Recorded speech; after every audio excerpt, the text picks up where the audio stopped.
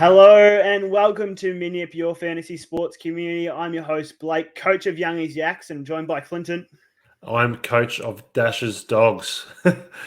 It's good to be on. Having a few technical difficulties there, Dash's Dogs. Yeah, it's just something that's so random, Blake. I'm ready to go. We're at the start, and then this volume doesn't work. Oh, sorry, I can't hear you. I have to restart the computer, then I forget the password. So it's the second time that's happened in about 2 months. So I've written down the passwords. We're good to go. We're good to go. We haven't prepared like usual, so you're in for a few surprises in tonight's show, Clinton. So Am look I? forward to look forward to you seeing that.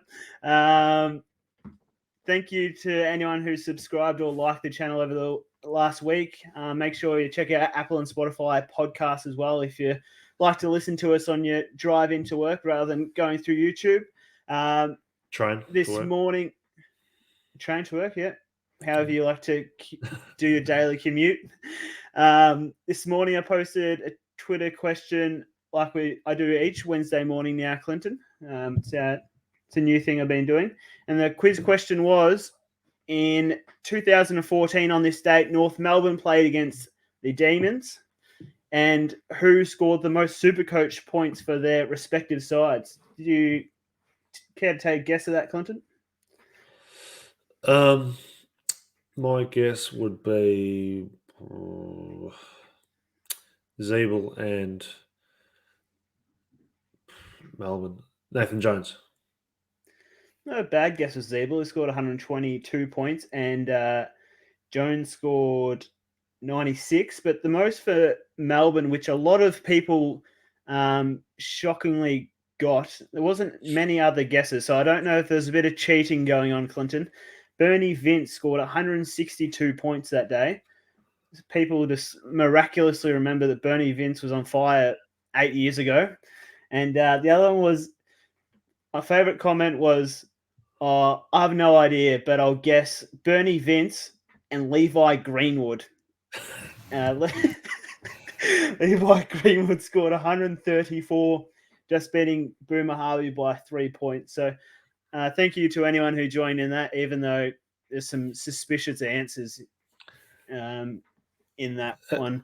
That is a good one, Blake, because it is 8 years ago, but there is some people who obviously watch football very, very closely and remember those things. So well done.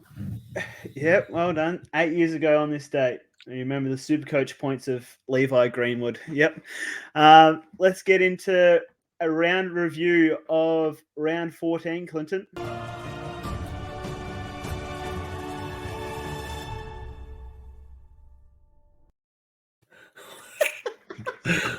What was that? There's a few change ups for whoever's watching the show. There's the round review. That is the new segment break, whatever. I don't even know what you call it. The new intro. Yep. So round 14, I scored 1,827 in Supercoach, which improved my rankings by exactly 50 to make me 4,027. My trades had to get rid of Max Gorn, got rid of Buku Karmas, and got rid of Petrarca, which my ins were Jeremy Cameron, who scored 94, Laird 114, and Ambrosio for his first game for Essendon, who scored 51. I had the VC on Walsh, who scored 109 points, which wasn't good enough. And then I captained Tuke Miller, who only scored 100. So I should have taken Walsh's 109. But in hindsight, overall, pretty happy with my results over the bye rounds. Improved my ranking about 4,000 spots overall across the 3 rounds. So pretty happy with that. And yeah, keep pushing towards the end of season and keep climbing those ranks. How did you go for round 14, Clint? I had a good round. I scored 1964, which now takes me to a rank of 819. So we were talking to each other throughout the weekend, wondering if I'd get into the top 1,000, and I did do that. So yeah, 819. I also traded out Max Gawn. I brought in Callum Mills, who I put the VC on, and was very happy with his 138. So I took that. I was really deliberating with my other trade. I was tempted not to because I was having, I think, 19 or 20 play, but at that point in time, I already had a couple low scores. So I took a bit of a risky move and I took out Will Brodie, which obviously a vast majority of owners are keeping, but I decided to trade him and I brought in Jared Witts. And on face value, that was a bit disappointing. Wittsy only scored 68, but I am very happy to be owning him for the rest of the year and particularly this week. So as I said, I VC'd Callum Mills. And across the board, scored pretty well and looking forward to full primo team this week. How many trades you got left there, Clint? I have 5 left, and I do have a couple of issues. I am a Tim English owner. I am a Zach Butters owner. Definitely some decisions this week, but I do have a plan in place, but teams could be interesting as well tomorrow night. Yeah, absolutely. There's already been we are recording on Wednesday, with the Thursday night teams have already been released, which I'll talk through in a moment. First, let's get into the Guess Who for this week.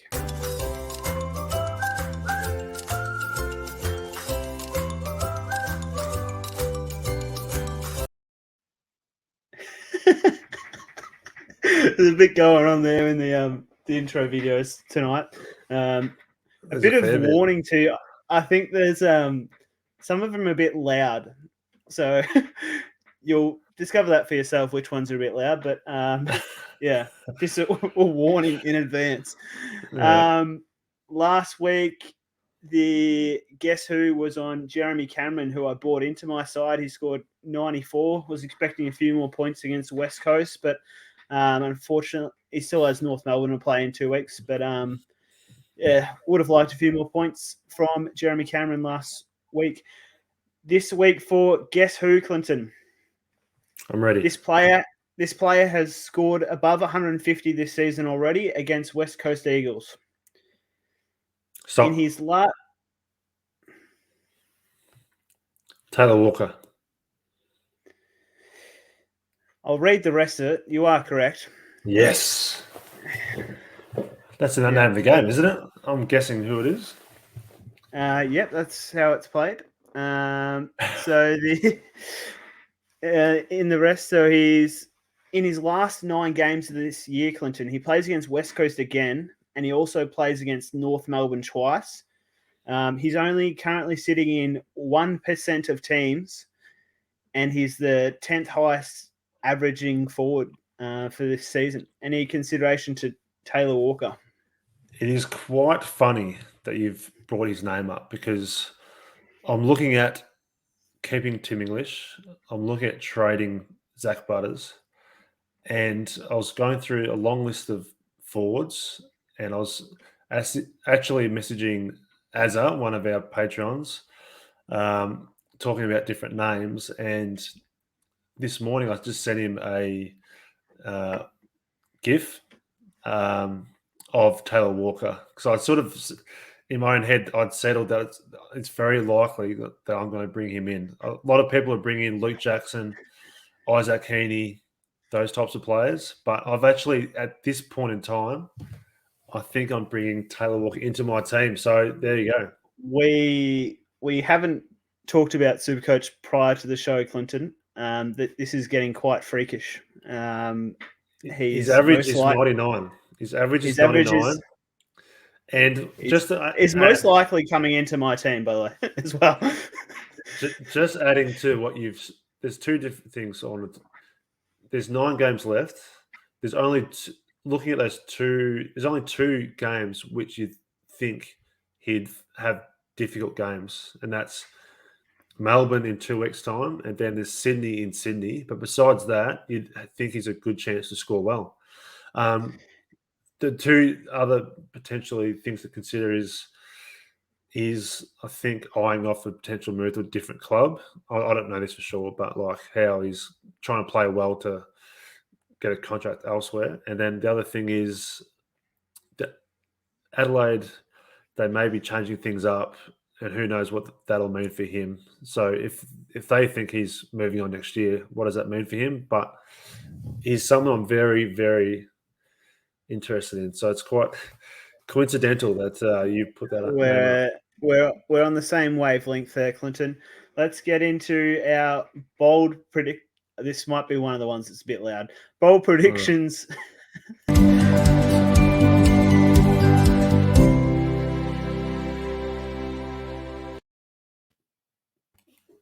How's your eardrums, all right? Don't worry about me. Worry about our viewers and listeners. Yeah, sorry about that, community. Lucky it only went for 4 seconds. Last week, my bold predictions was Walsh to come out and redeem himself and score 140 plus, which obviously failed. And my other one was on Himmelberg to score below 90. He scored 95, which, if you're an owner, you'd be still pretty happy with the 95. Yeah, I think so. And his money gained. And one of my bold predictions was him to score 140 plus. So that didn't quite come through. Just another thing that we planned well. And then my other one was Jack McRae to score 140 plus. So I predicted that one correctly. A lot of people actually put the VC on him. I was very tempted, but I lent towards Callum Mills, and I was happy with that as well. So I told you to go above 150. How many points did you end up scoring again? Was it 154 or something? Yeah, it was above. Yeah, so I got That's it. all right. Yeah. That's all right. You're getting close there. This week, my first bold prediction. There might be a common theme here in tonight's show. My first prediction is Taylor Walker to score above 140 this week. Well, I like it. I like it. My first bold prediction is that Jared Witts and Sean Darcy are now, if you're looking at the top two rucks, they're it. I do own them already, and I'm predicting they will score at least 280 points combined this weekend. That all? Is that all? That's 140 each. Okay. That's very close. Okay. My next bold prediction. There's no Moz this week, Clinton. You'll be very happy to hear. Hang on. I've got one more first before you put your Moz on. No, there's no Moz. There's no Moz this week. But I normally put my second. Okay, go. All right. Change the order. You go. My second bold prediction was that Luke Jackson and Darcy Cameron were to score 275 points plus. Is that all? Okay. No, I like that. I'll change mine to 300 just for you. Thank you. Witts and Darcy 300. My other bold prediction was a return to his premium scoring in Tom Stewart to score 130 plus.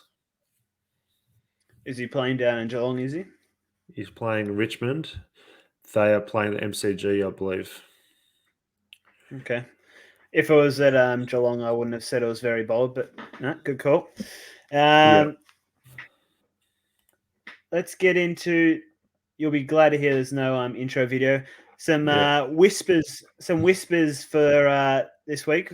Start off with just the team news for tomorrow night. We've got Toby Bedford in for Demons. Sam Wiedemann and Stephen Balboa May is in as well. Out is Gawn, Chandler, Turner, and Brown. For the Lions, we've got a debutant in Tunstall. We've got Tom Berry coming back into the side, and also Jack Payne. Out is Fort, Gardner, Zach Bailey, and the other one is Zorko. Bailey is out with COVID protocols, whereas the other lines are injuries. Jagoe is out for personal leave. for round 15. Tim English is out for concussion, and there's also doubts on him missing 2 weeks, as per a press conference with Luke Beveridge this afternoon.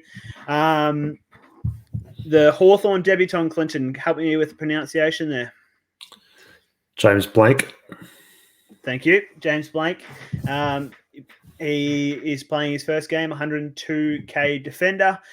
Jack Steele is most likely to return as well this week. Butters is the same injury that he did a couple of years ago, where he only missed 1 or 2 weeks. So probably a good result there for Butters, considering how bad it was looking.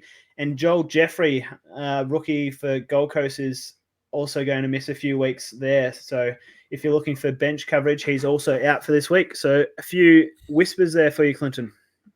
Thanks for that. Yeah. It's unlike the intro videos.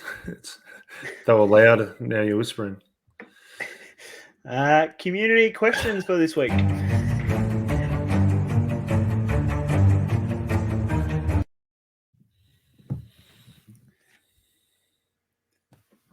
Don't mind me. I'm just having one of the most refreshing drinks in Australia, the Kirk's Pasita.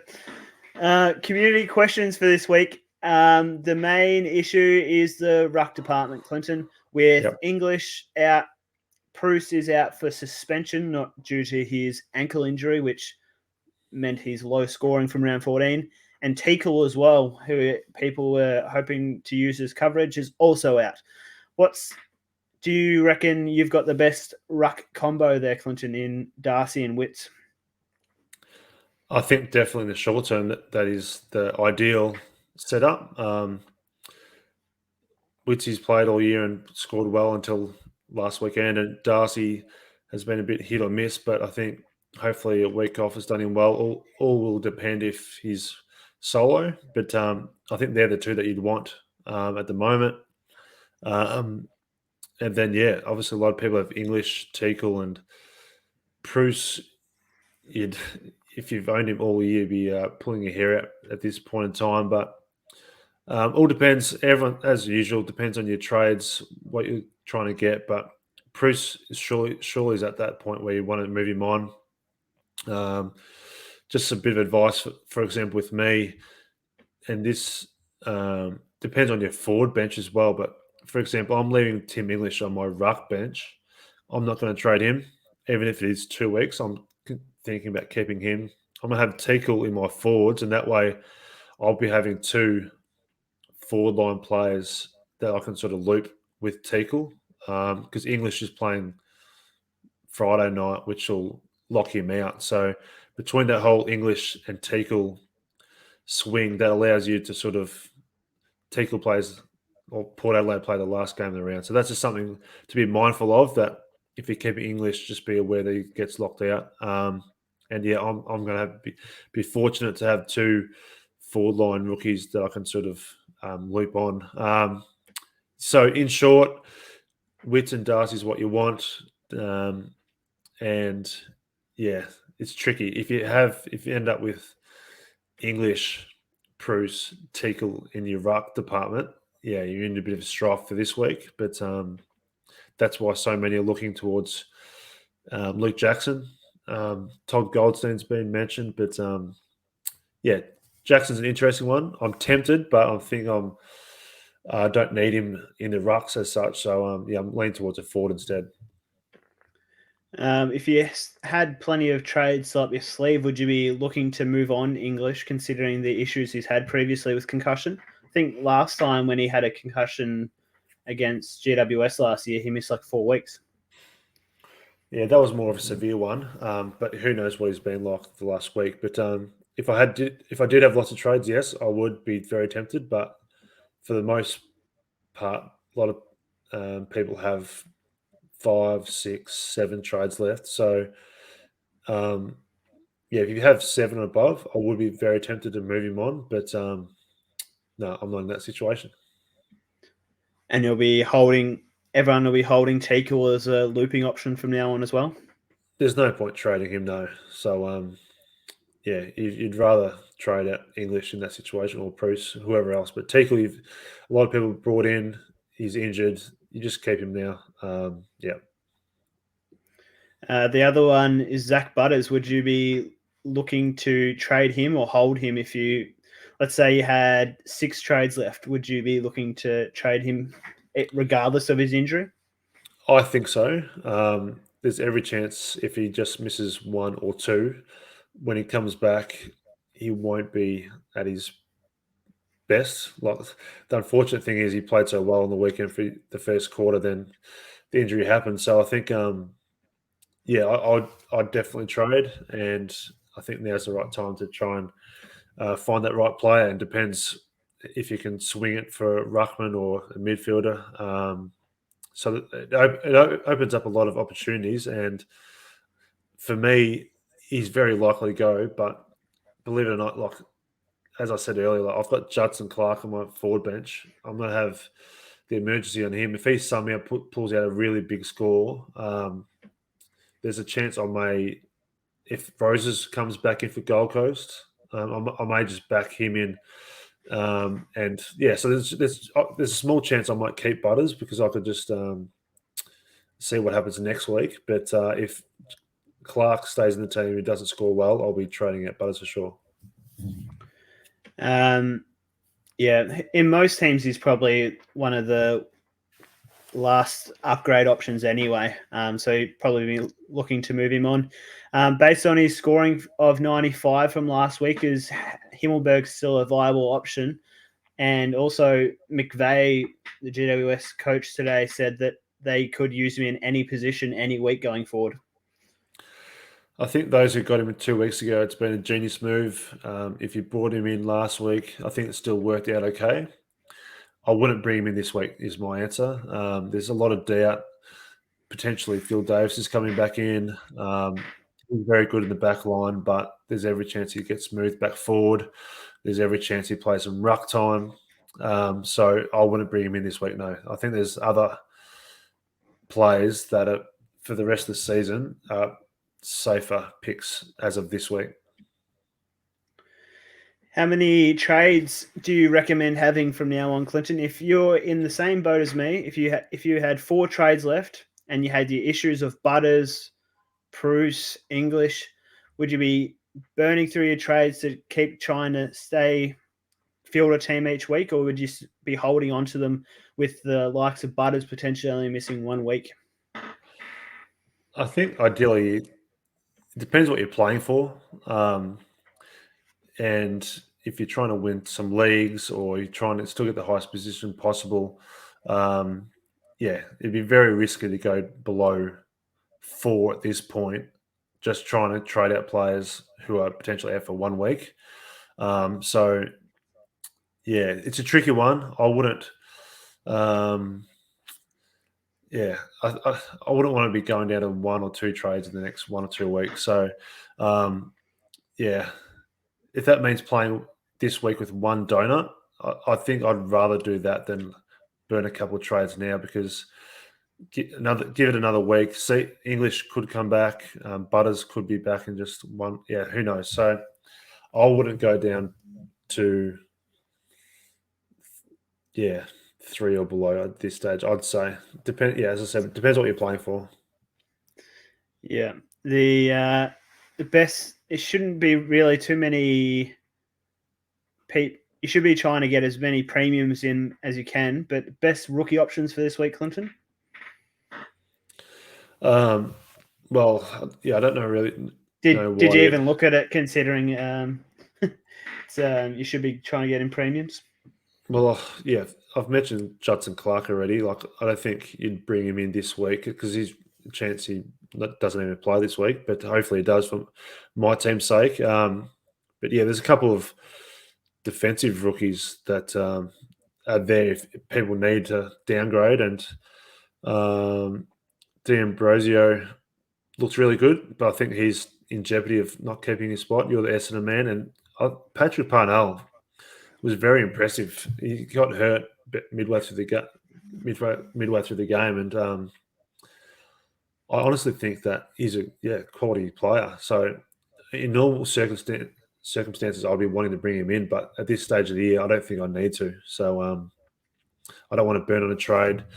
For example, I've got Buku and Ware in the back line. I don't think I'd rather just keep Buku in case he comes back in. And I don't want to burn a trade at the moment like that. Have you got any This is just thoughts come to my head. Did you see the overall round rankings from last round, Clinton, where people have blatantly just started a team to try and win the overall weekly prize? What about it? I mean, it's understandable. I mean, every week there's a winner for the highest score, and if you win that, you win $2,000, I believe, if you're a subscriber. So if you think about the amount of time and effort you put into it, if you can try and over that 3-week period plan your team to win $2,000, I think it's not the worst result, winning $2,000 for participating Supercoach. However, the vast majority, like us, we're trying to win the whole thing, so that's why we're playing. I'm morally against it. Yep. Okay. Well done to you. And I encourage the rest of our community to play for overall rankings and not just win round prizes after that feedback. Most teams should be pretty well set now, Clinton, with their premium selections. Would you be looking on to move the likes of Petrarca or those players who are sort of just below at the lower tier? So your top tier, you've got Lockie Neal, Oliver, Mills, McRae, sort of that middle tier players who are averaging around the 105s, 110s. Would you be looking to move them on? The likes of Tom Green, if you still have him, even Josh Kelly's averaging 109, Jaden Short 104. Would you be looking to move those players on as the last priority?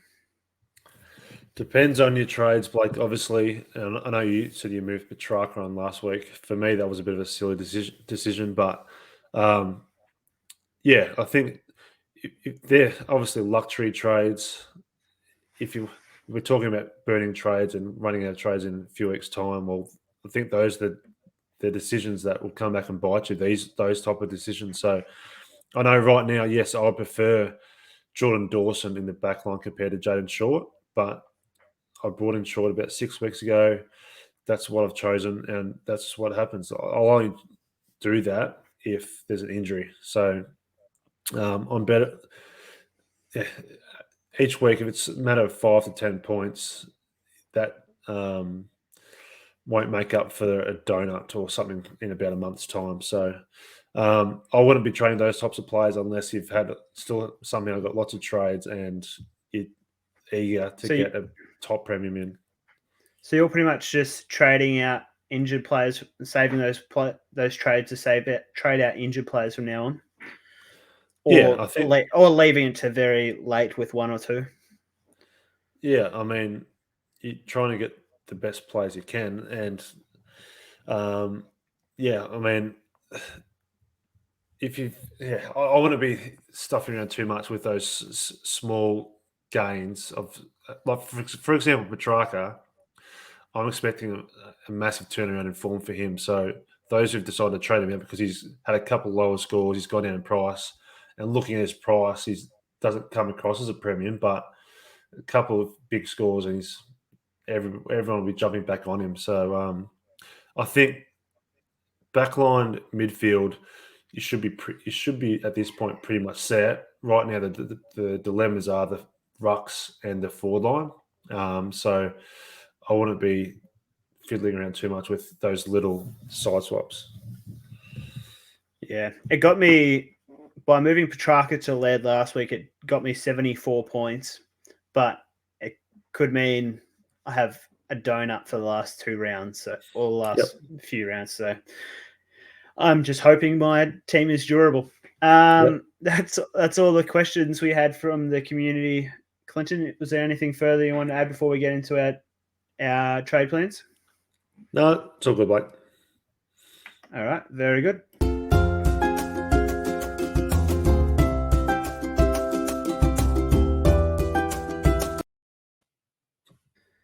They're getting better and better each week, They, Clinton. they Yeah. are. My trade plans for this week, I'm in a lot of trouble in my forward line. So I've moved Darcy Cameron into my rucks to cover that. So I've got Whitson Cameron. My forward line out, I've got Tim English, Joel Jeffrey, Zach Butters, and I've got Paul Curtis on the bench who I'm hoping will play. So there's 3, potentially 4 people not playing in my forward line this week. I have 4 trades left for the remainder of the season.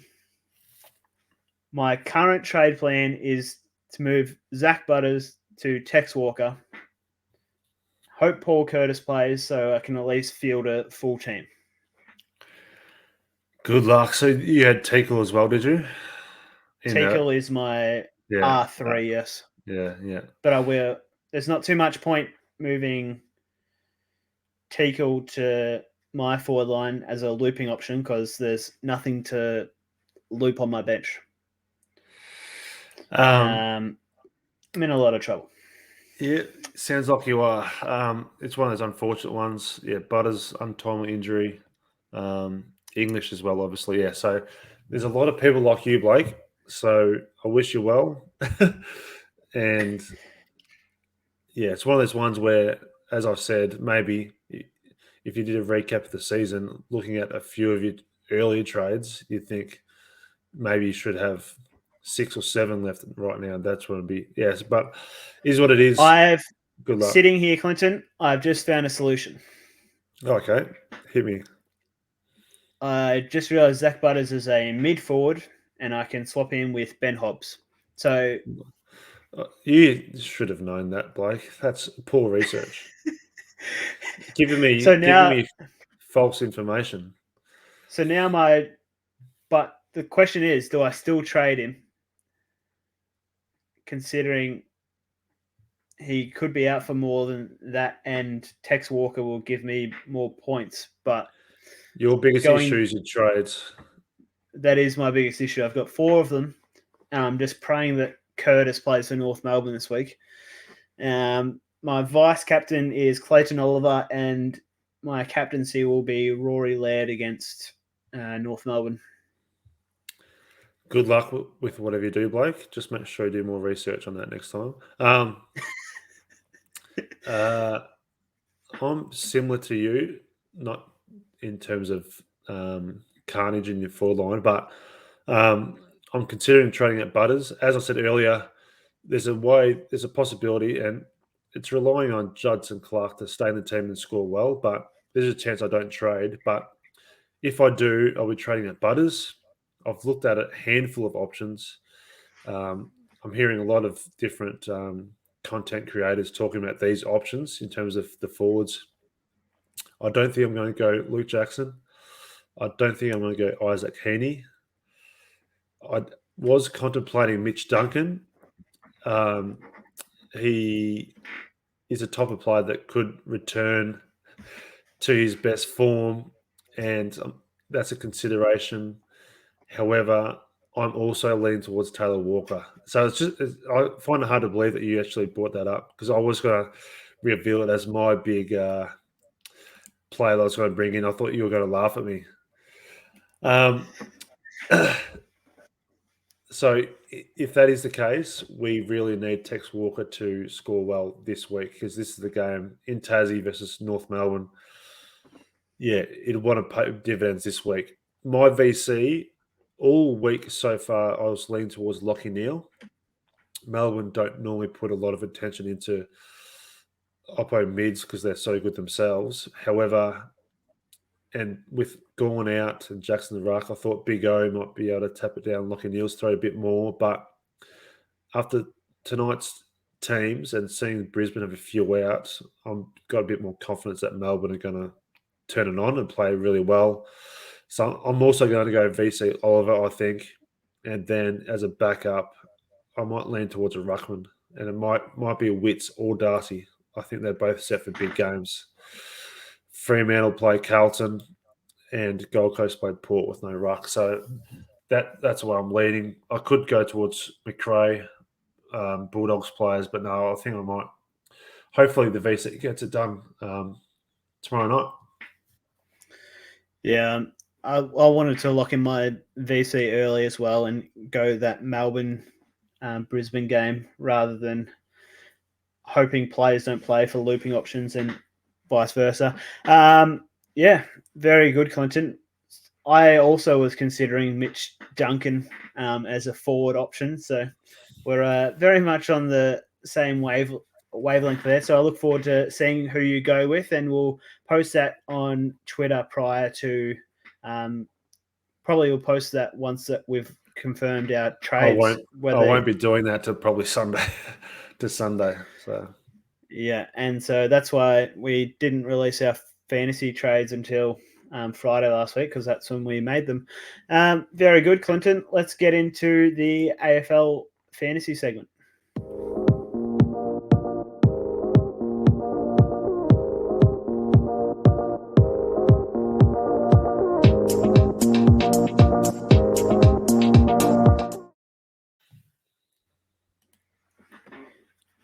Yep, let's get straight into doing a round review. I won't humour you again with the round review intro, Clinton, from the Supercoach segment, but I scored not very well over the bye rounds. I scored 1,739 in round 15, which put my overall ranking to 5,601, which meant over the bye rounds I dipped about 2,500 positions. So it was disastrous bye weeks for me. My trades last week, I got out Gawn, Paul Curtis, and Dacos with the intention of using that cash to trade De Koning this week.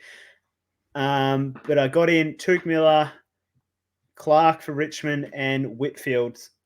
Pretty happy with the returns there. Miller getting the 90, would have liked to be a bit higher, but in the end wasn't as bad as how he was looking halfway through that game. And Whitfield scored pretty well with a 99. My VC was on McRae, who ended up getting 296 points for me as my captain. So very happy with my captaincy. How did you go for round? We're up to now 14. Clinton, how'd you go? Only slightly better than you. I scored 1797, which saw me rise ranks to not far behind you. I'm ranked 5,819. So I'm still clawing my way back after a very slow start the year. I traded out Max Gawn, Dane Zorko, and Cleary for the Bulldogs. I was just needed to trade out someone to upgrade, and that's the way it panned out. Cleary looks like he could be playing this week for the Bulldogs, so maybe that was a wrong person to trade out. However, it needed to happen. I brought in Teakle, who scored 27. I also brought in Whitfield, and I also brought in Sam Doherty, who I was quite happy with on debut for my team. So I VC'd Sam Walsh. He scored 109. I didn't decide to take that.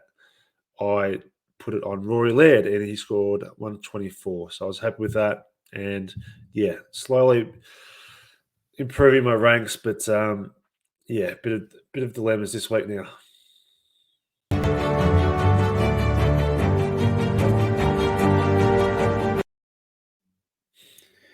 Hits and misses from round 14, Clinton. There wasn't many hits there, but my best one was captaining McRae, who, like I said, got the 296 points, and also Tim English returned a score of 114. So pretty happy with those hits. How was your hits for round 14, Clint? Yeah, obviously I had those two players as well, but yeah, I'll just mention the players I already just did. Doherty 129, happy on debut, and then Laird 124 as captain. So happy with those two. It was actually a bit of a miserable weekend with a lot of low scores, so it was good to have a few players like that did well, but there was a lot of carnage. I think I had 20 playing, and a lot of low scores still. I think I had 21 playing Clinton, and in the end, I still was picking up some scores of 40s. Yeah. So my misses was where do I begin? Bruce 14, Teakle 27, Zach Butters 44.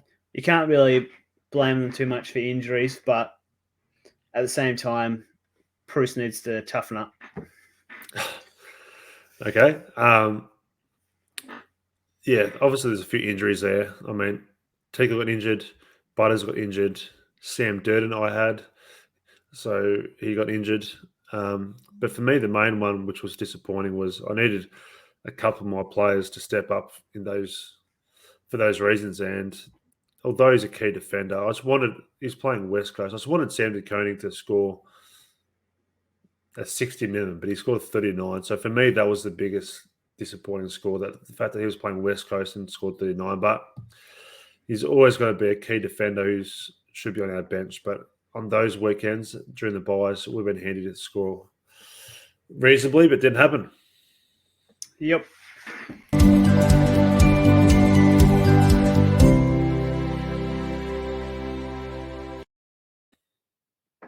Player predictions. It was a terrible first week of our segment when we introduced it.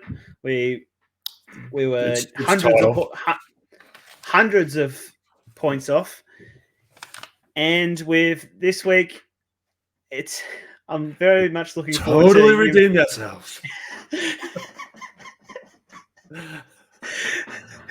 I'm very much looking forward to you reading out your results from this. Let's kick off with Whitfield. Clinton, what was your prediction for Whitfield?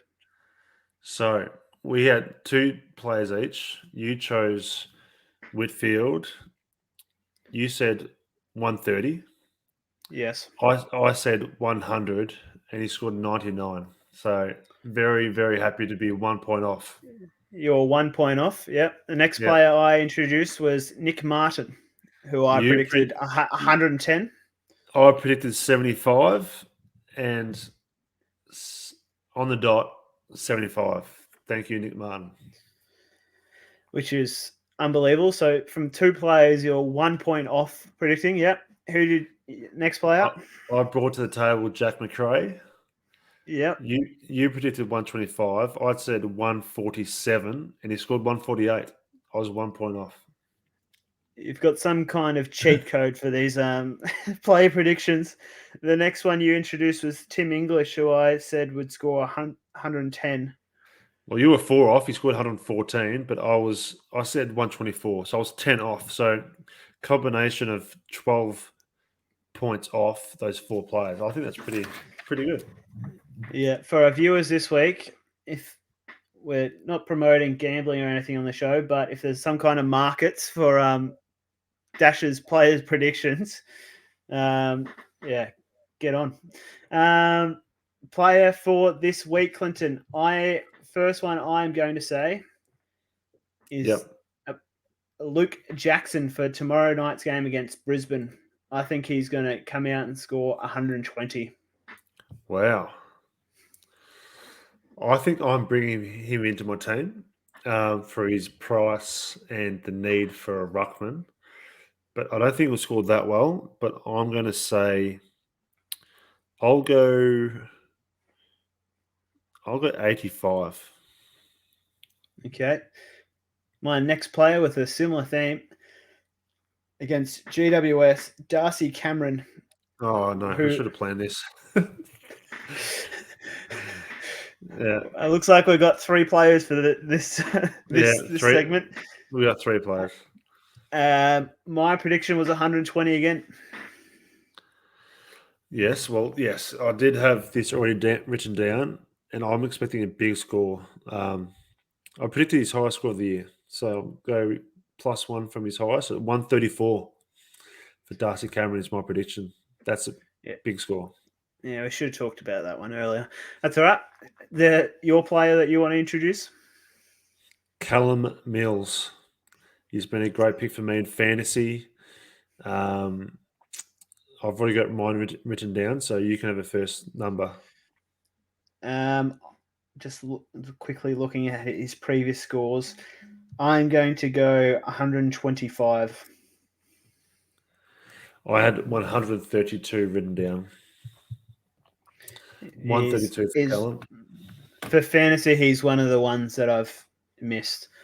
I got on the likes of Tuke Miller, Zach Merritt, Tom Mitchell, and Mills was the one that I've really been missing throughout the whole. Do one more. Let's do one more. I'll you got another one? Name. I'll introduce a name. So let's go with let's go Clayton Oliver tomorrow night. What will he score? Another player who hasn't been in my AFL fantasy team all season. Oh God, I'll go 138. Wow.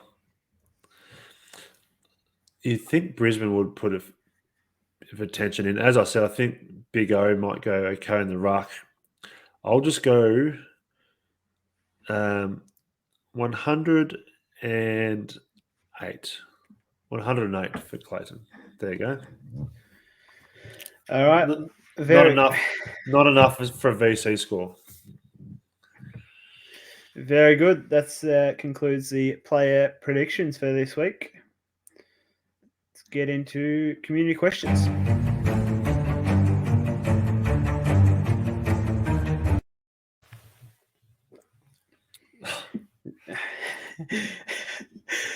It's the time of the show where I just need to have a drink. I've got a thing about people gulping in microphones. Community questions. Everyone's biggest issue this week will be the ruck department, Clinton. For AFL Fantasy, is it different to Supercoach? And who do you think is the best combo for AFL Fantasy for at least the near future? I hope you can answer that question for me, Blake, because it is a very tricky one. Who would have thought that Darcy Cameron would be the player that you would want right now in the ruck? So at the moment in my team, I was all set for Darcy Cameron and Tim English to lead the rucks for the short term. It's a great question. I think for his price and with the fact that he's likely to get a few weeks at it, I think I'm not predicting a massive score, but I think Jackson's worth bringing in this week personally. I think I'm going to trade out Tim English. I think it's risky in fantasy letting it be. Could be 2 at a minimum. Who knows? Like, we don't know yet. So I think it's wise to not sit on your hands on this one. And so I'm going to trade out Tim English in fantasy. Instead of picking someone else who's a bit iffy, and I'm back, hopefully just have Jackson score reasonably well the next, whatever it is, 2-3 weeks without Gawn, and then hopefully I'm in position to then trade him up to whether it be Max, whether it be who else in a month, and work out who's the best ruckman at that point in time. That's what I'm thinking about doing. I'm guessing you have Darcy Cameron, don't you? Yes, Darcy Cameron's my R1. So I'm as I said, I was ready to go ahead. I'm sure I'm not the only one, Clinton. Do you know who my ruck department was for last round? Tim English, Braden Bruce, and Teakle with no other ruckman. Yeah, tricky. So if I'm sure there's a lot of people in the same boat who have got to get any coverage, they've got to bring in 2 ruckmen this week. And so, how you approach that, whether you swing, use that utility position to try and hold on to English. But I think for AFL Fantasy, different to Supercoach where there's limited trades, I think he's if you're in a similar position to me, you got to trade him this week. Yeah, as always, depends on the rest of your team. If you've got any other issues, I'm not sure if you've got Zach Butters in your team also. Yeah, so it's really tricky. All you can do is um, juggle it the best you can, and that's where I'm sure there's people out there who might have someone like a Sam Hayes, or I'm not sure if he's coming in or not, but yeah, there may be a lot of people like you, Blaze. It is tricky, and that's why I think Jackson's a good, cheaper option. But there's no one really standing out as like, we need to get this ruckman now, because it's hard to predict in fantasy. They need to rack up the marks, and yeah, so it's very tricky. Okay, Clinton, I've got one for you. Which two players would you trade out of these? Tim English, Braden Pruce, These always or Zach Butters? solve your team's issues. I'm sure there will be a lot of people with that same issue as me.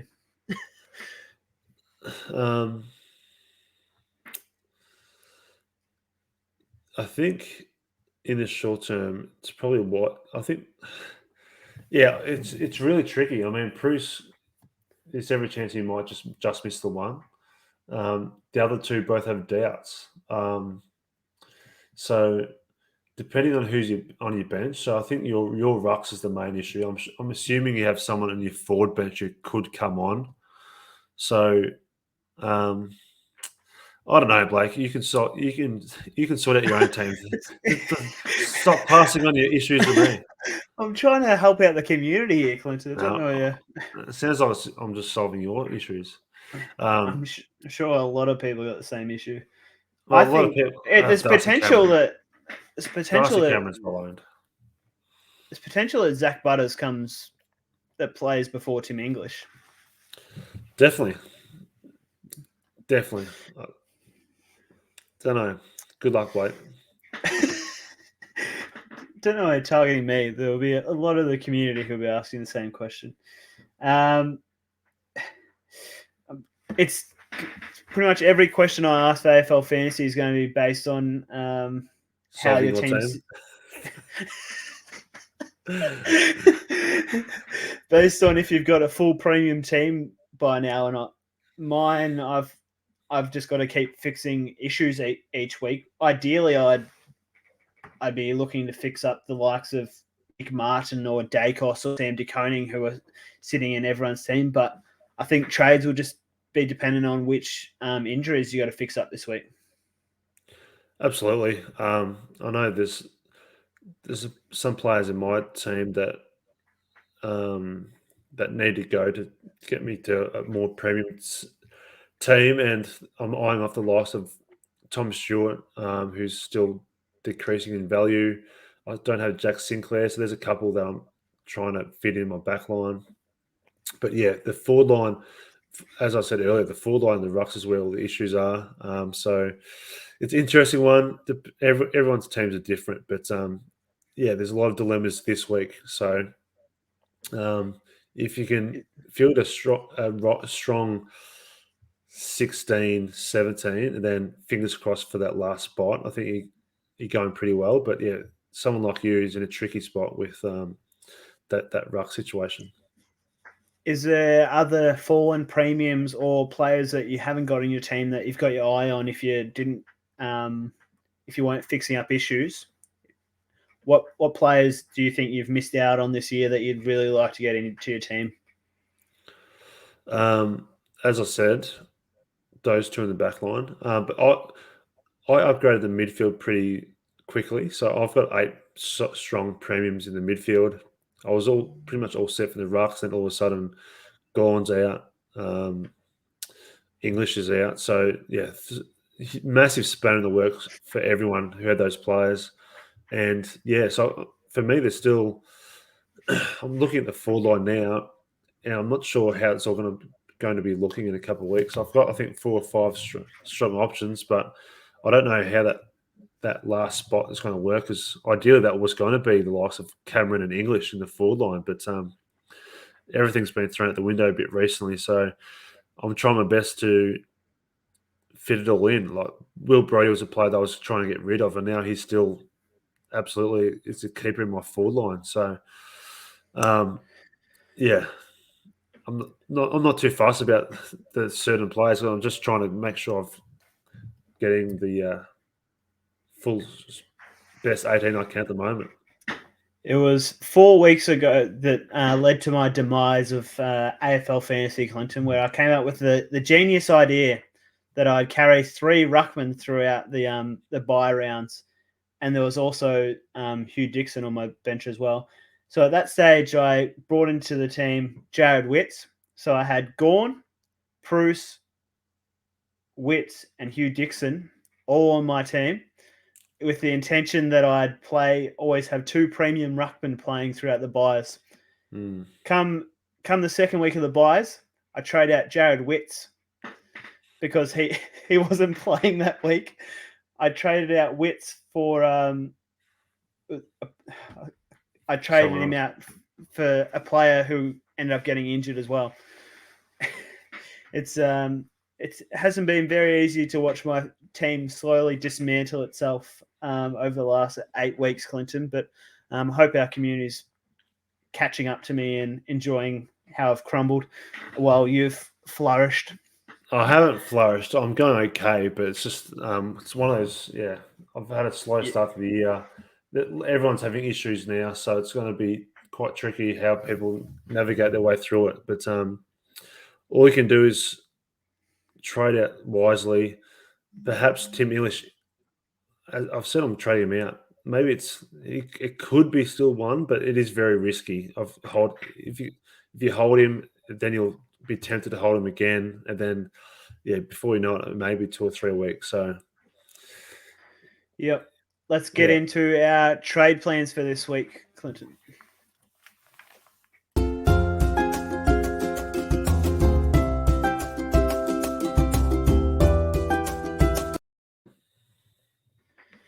Yep.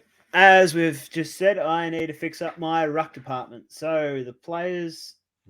So, yep, I need to bring in 2 ruckmen. So I'm trading out Tim English to Luke Jackson. And this gives me enough cash with some looping options to trade out Roberts from Sydney to Darcy Cameron. Wow, you're bringing Cameron now. I've got to bring in 2 ruckmen, yes.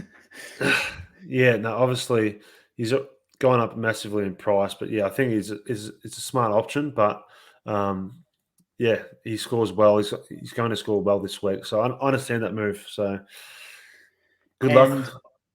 I prefer to trade out Roberts, who is very unlikely to play a game for the rest of the year, and hold on to Butters and see if he plays the week after. Yep, my VC, I don't have the luxury of the Clayton Oliver that you do, so I'm potentially going to chuck it on Christian Petrarca for next week. I mean, for tomorrow night, followed by a captaincy of Jackson McRae. Interesting. It's interesting that Roberts you're getting rid of, because sometimes in this time of the year, having 1 or 2 or 3 players who aren't going to play isn't an issue. So, I'm wondering if there's someone else you could trade out to give yourself some more money for next week. But that's up to you. My trades, I'm also at this point in time trading out English. I'm going to bring in Jackson. I'm pretty sure that gives me enough money to upgrade Sam de Koning. I've been trying to get rid of him for some time, but all the way up to Jack Sinclair. That's the plan at this point in time. Captaincies? VC, similar to what I said before, I was going to go Neil. I think I need to reconsider that, because I'm not sure. Yeah, at this point in time, I'm still locking Neil. There's every chance I might do it in both formats, but locking Neil I had locked in there. And C, Rory Laird was a good backup option for me. Yep, just another player who I've missed out on in my fantasy team and why your team's in a much stronger position at the moment than mine. So you've got Laird, Mills, and Clayton Oliver. Is that right? Yeah, I've got a very strong midfield. Like Josh Kelly, I brought in a couple of weeks ago. So I'm full premium in the midfield, and yeah, I'd say that a couple of the Josh Kelly, Sam Walsh, like they're the types of players I need to really go well for me in the next little while that not everyone has. Yeah, that's all I've got for you for the round 15 show. Clinton, did you have anything further to add before you wrap up there? No, I'm all done, Blake. Good luck this weekend. Yeah, it's good to have all the games back. We were meant to have full premiums, but it hasn't quite panned out that way. So, yeah, looking forward to it. Yep. Good luck to everyone in our community for round 15, and good luck to you, Clinton. Yeah, mate.